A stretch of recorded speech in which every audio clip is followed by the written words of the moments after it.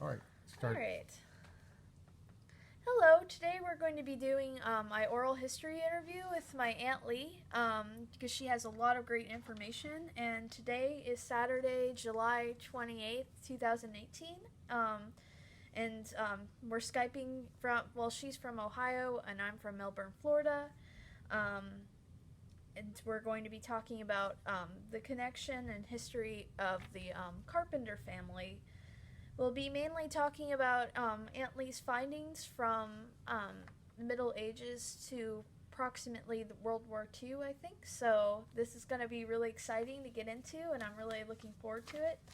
So my first question for you, Aunt Lee, is how far does the family name trace back to? How did we earn the name Carpenter, and are there any historical accounts of how it came to be, like the name or anything? Well, it depends on what line you follow, but I have traced at least one or two of them back to um, approximately Oh. old Roman Empire period.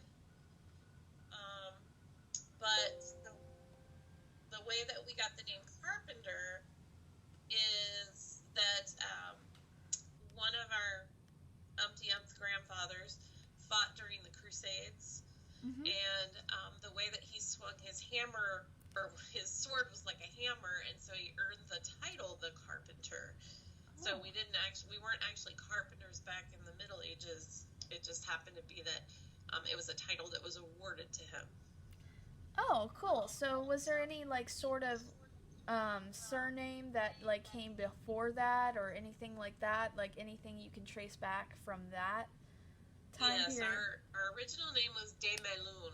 We were French. Oh, interesting. That must be Yes. really cool.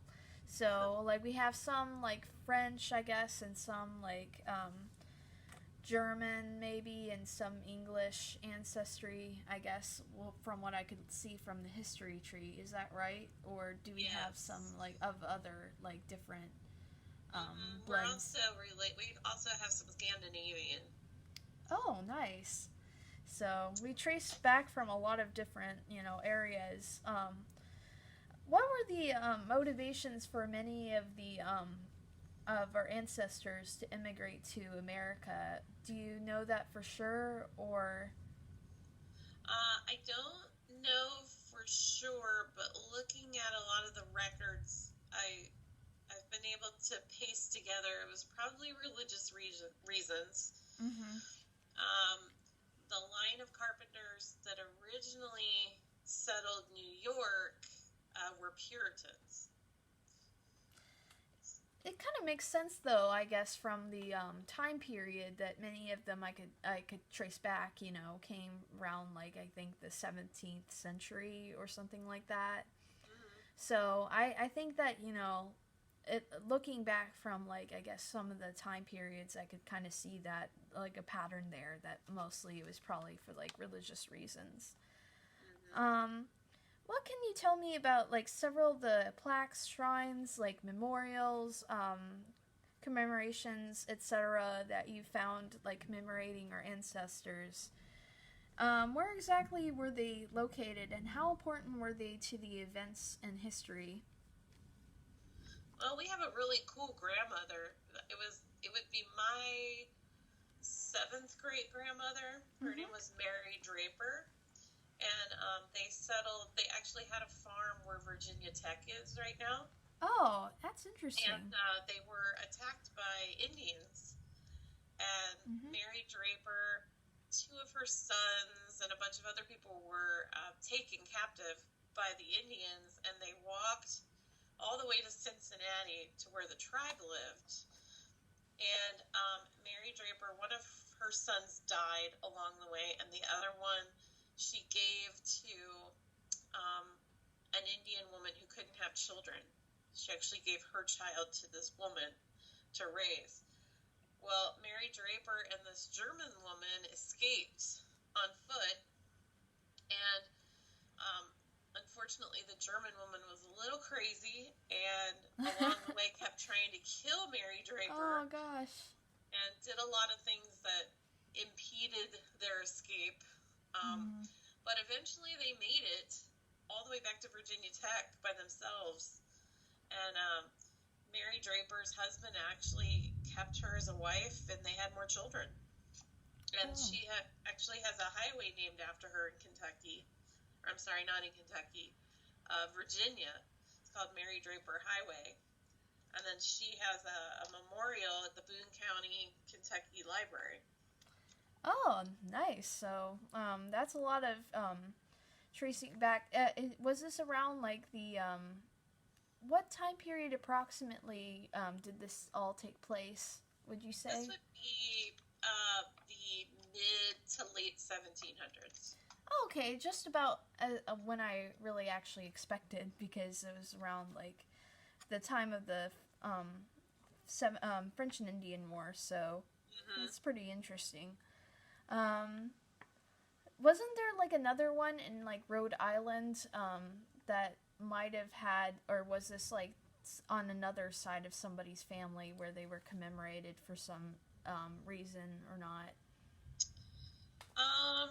Well, I'm not really sure because there's some of them I haven't researched deeply, Mm-hmm. and there's some that I have because it's so time consuming and it's so huge.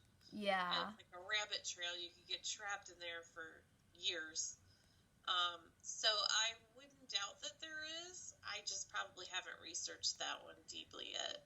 I know that there's, in the 1300s, we had a carpenter in Parliament, and he has a memorial in England. Oh, kind of I neat. know that. I think his name was William Carpenter, but there's a lot of Williams.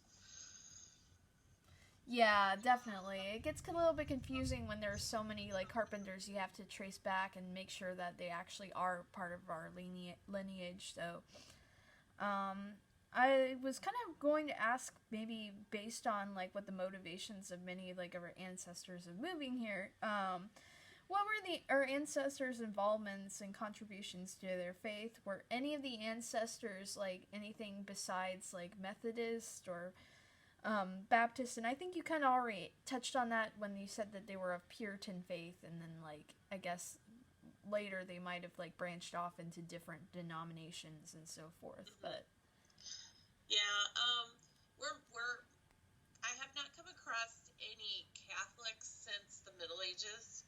So apparently they all became Protestant in different branches of Protestantism. mm-hmm.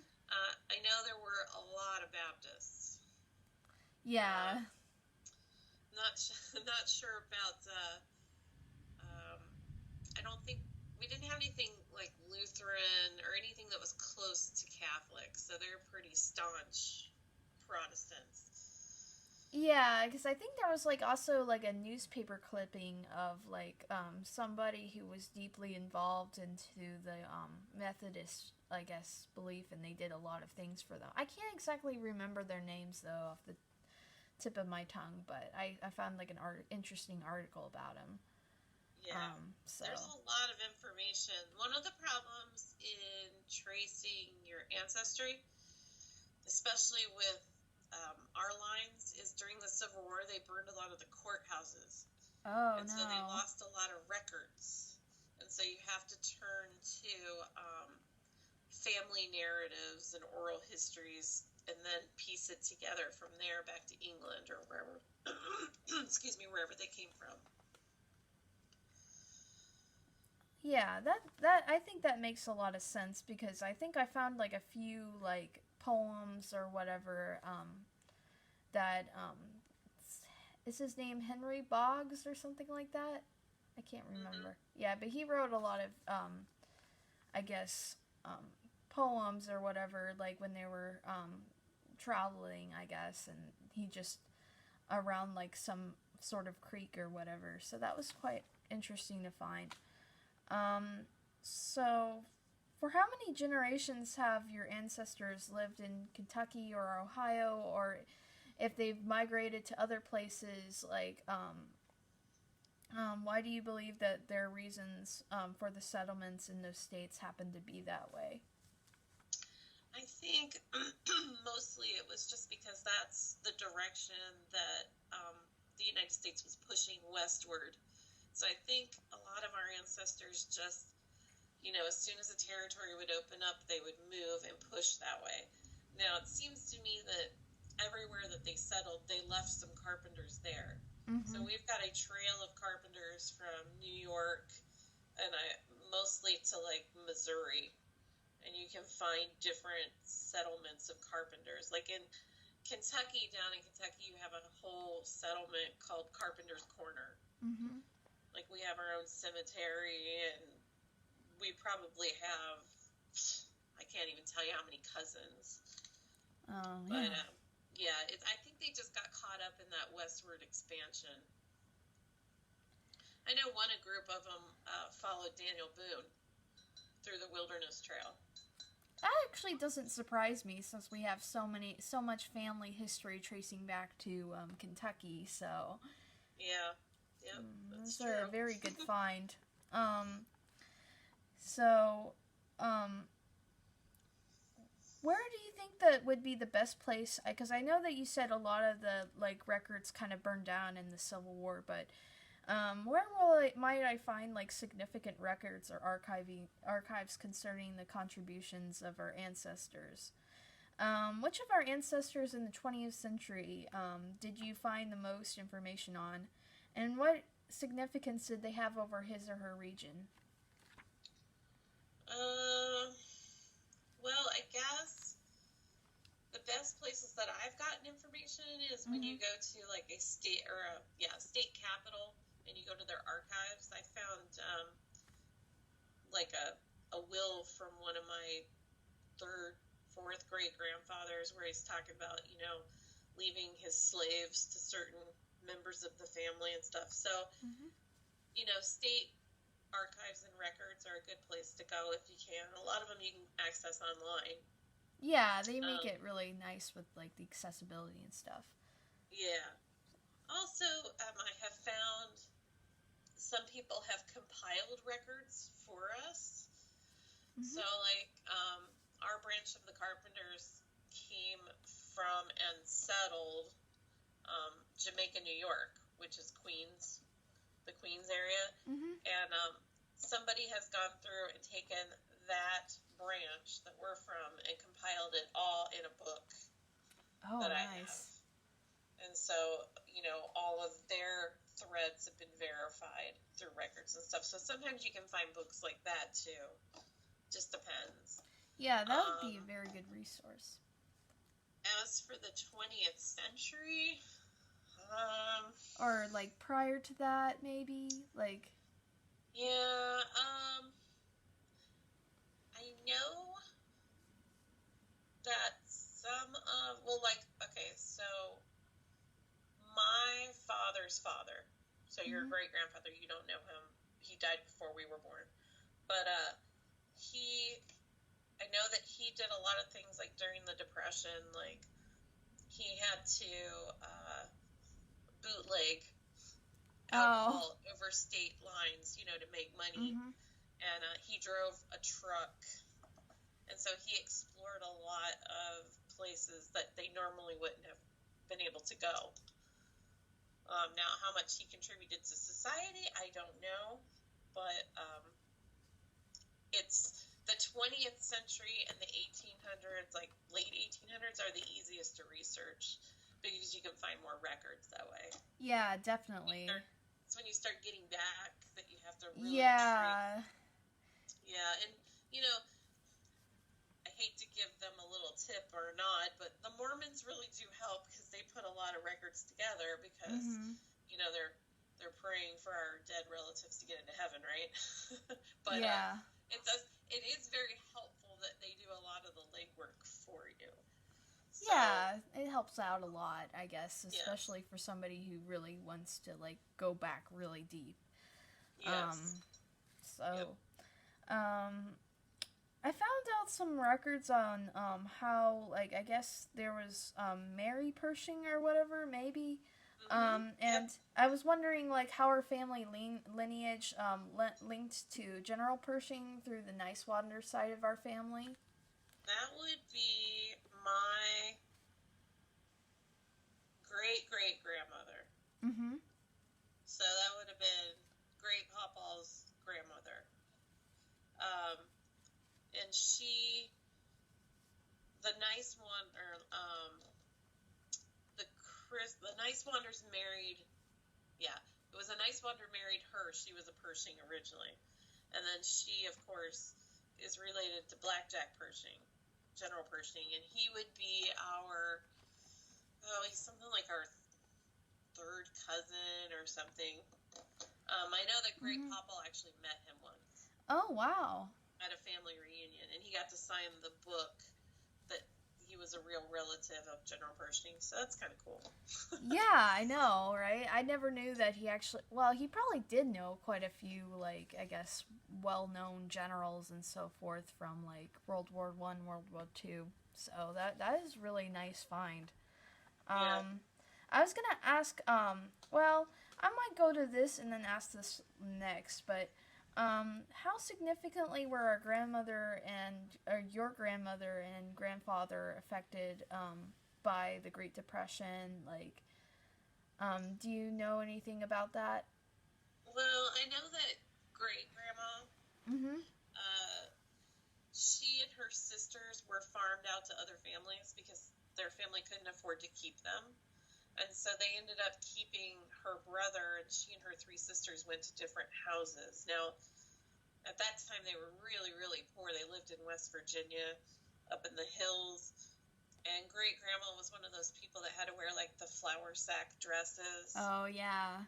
Couldn't afford, clothes. And that great-grandma was really impacted by that because she felt like her parents didn't love her when they farmed her out because she's the youngest. And so, living through that time period, apparently, according to great-grandma, wasn't great. Yeah. And it was a hard time. They didn't know where their next meal was coming from sometimes. So, and I know she told me one time that when their shoes wore out, they got holes in the bottom, they had to put cardboard in the bottom of their shoes. Oh, no. Or because her being the baby, she always got the hand-me-downs. When her feet got too big for shoes, sometimes they just cut the front of the shoe off. Ugh. Yeah, so not a time I would want to live through. No. Didn't she also bury, like, some of her money, like, in the ground because she didn't trust, like, the bank or something like that? Or was that, like, I have heard this. I've not heard it from great-grandma's lips. I don't know if she remembers anymore, but I have heard my mother talk about that.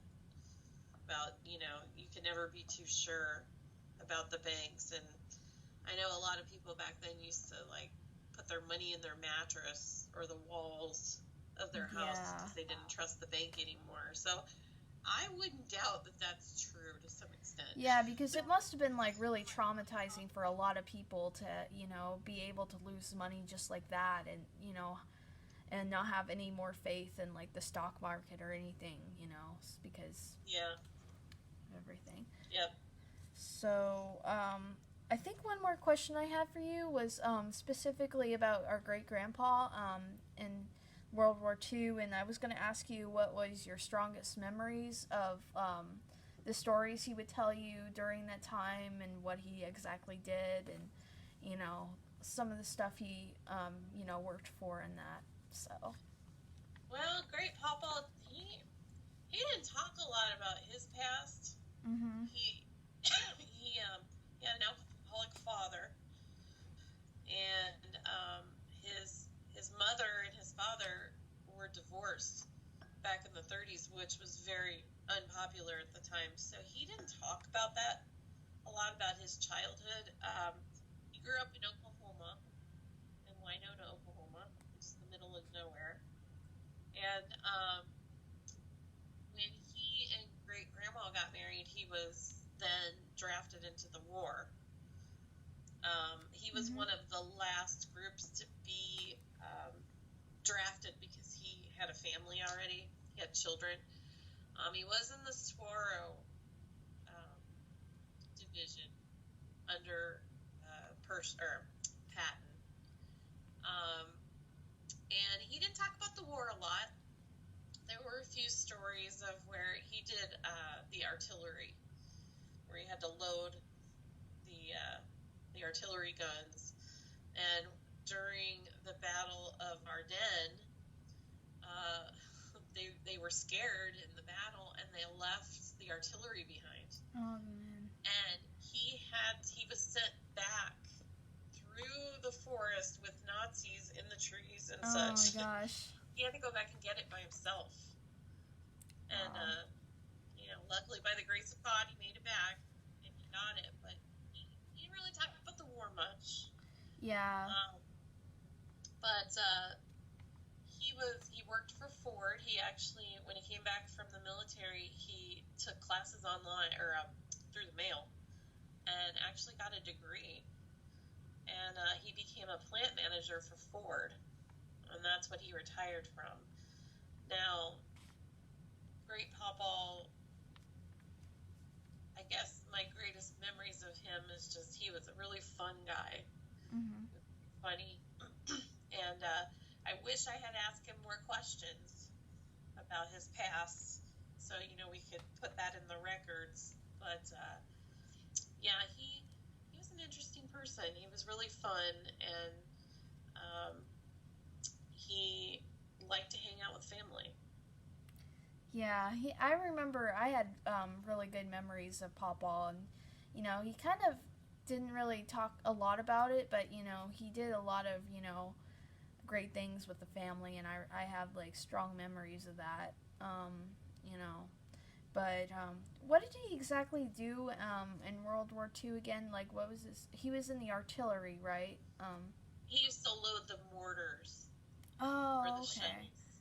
That was his job. I actually have his training manual that they gave him when he first learned how to do it. So that's really cool. Like, I would mind, looking at it sometime if I came over one of these days, So, looking through some of it, maybe his old stuff, and maybe some of great grandma's too, because they definitely do have like a lot of interesting history, that they were a big part of. But, anyways, I'd really like to know a lot more about that. But, it was a really nice pleasure, being able to do this historical interview, and I really appreciate, all the information that you gave me on a lot of this stuff. So thank you so much for being cooperative and, just giving some of your personal, like, accounts of all the information that you put together, and thank you a lot. I mean, this really means a lot, so